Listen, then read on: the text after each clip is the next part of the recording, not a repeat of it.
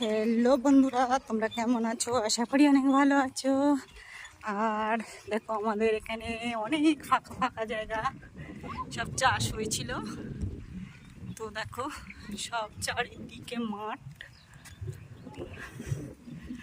আর আরেকটা জিনিস দেখাচ্ছি তোমাদের। এই দেখো, আমার মাসি দুধ চুইছে।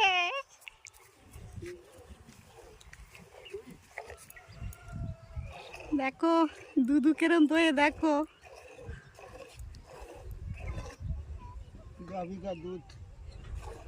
গাই কা দুধ।